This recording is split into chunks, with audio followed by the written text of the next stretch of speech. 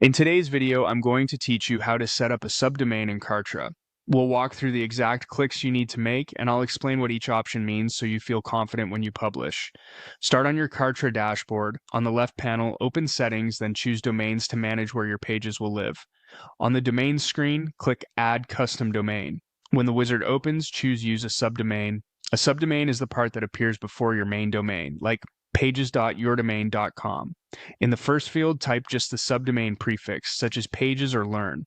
In the next field, enter your primary domain without the HTTPS or any slashes.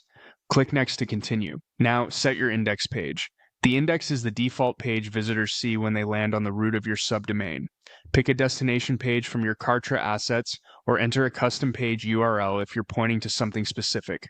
Next, define your 404 error page. This is the page shown when someone tries a broken or missing link under this subdomain. Again, choose a destination page or provide a custom URL that explains the error and guides visitors back on track.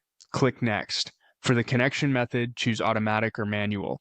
Automatic is simplest when Kartra can configure the records for you through supported setups. Manual is useful if you manage DNS yourself and prefer to approve changes. Kartra will display exactly what it needs and walk you through the verification. Click Next to finalize. That's the entire setup in Kartra. Give the system a bit of time to apply the changes, as DNS updates may not be instant.